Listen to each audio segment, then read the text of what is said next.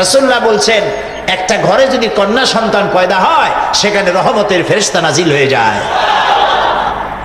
আর আমাদের দেশে কিছু লোক আছে, বউর যদি বারবার মেয়ে হয় শেষ পর্যন্ত বউটারে তালাক দিয়ে দেয়। আচ্ছা কোন বারবার যদি মেয়ে হয় সেজন্য কি বউ দায়ী?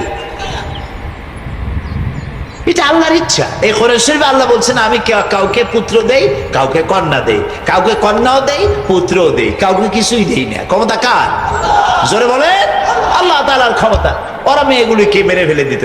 আর রাসূলুল্লাহ বলছেন মেয়ে যেখানে হয় আল্লাহর রহমতের ফেরেশতা আসে এবং মেয়েটার মাথার উপরে হাত বুলায় আর বলে কি জানেন?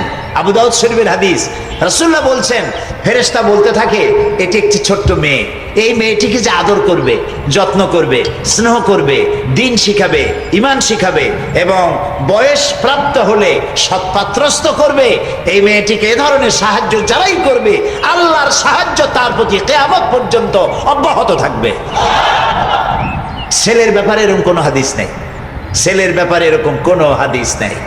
রাসূলুল্লাহ বলেছেন যার দুই মেয়ে হয়, তিন কন্যার পিতা যদি কেউ হয়, দুই কন্যার পিতা যদি কেউ হয় আর মেয়েগুলিকে যদি যত্ন করে, আদর করে, দিন শিখায়, ঈমান শিখায়, স্নেহ করে, কিয়ামতের দিন সেই দুই কন্যা বা তিন কন্যার পিতা আর আমি মুহাম্মদ সাল্লাল্লাহু আলাইহি ওয়াসাল্লাম জান্নাতের ভেতরে পাশাপাশি অবস্থান করব। এখন দেখেন বরকত কি ছেলেতে না মেয়েতে? আলহামদুলিল্লাহ বলুন। এবার দেখুন কোরআন শরীফে আল্লাহ তাআলা বলছেন যে আমি কাউকে কন্যা দেই, কাউকে পুত্র সন্তান দেই, কাউকে কন্যা সন্তান দেই। আগে বলছে কার কথা? না না, কন্যা। আমি কাউকে কন্যা দেই, কাউকে পুত্র দেই। আগে বলেছে কার কথা? আল্লামা ইবনে কাসির, তাফসীর ইবনে কাসিরের নাম সব আলেমরা জানেন।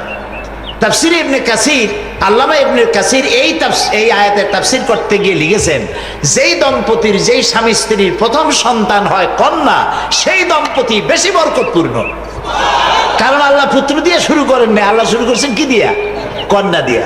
সাহাবীরা এক জায়গায় বসা, রাসূলুল্লাহ বক্তব্য রাখছেন, দেখা গেল ছোট্ট একটা বাচ্চা হামাগুড়ি দিয়ে আসছে।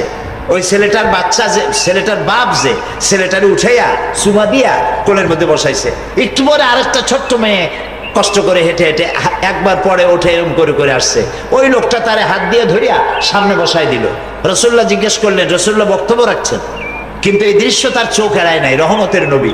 তিনি জিজ্ঞেস করলেন ছেলেটা কার? কয় হুজুর ছেলেটা তো আমার। মেয়েটা কার? হুজুর মেয়েটা আমার।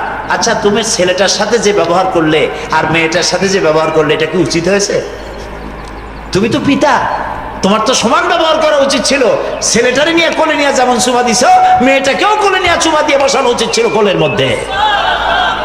এই জন্য তিনি রহমতের নবী ছিলেন। কাজী মেয়ে হলে পরে মেয়ে কারো মুখ কালো হয়ে যাওয়া, বউর সাথে রাগারাগি করা, শ্বশুর বাড়ি না যাওয়া, এগুলো বেকুবের কাজ, আহাম্মকের কাজ।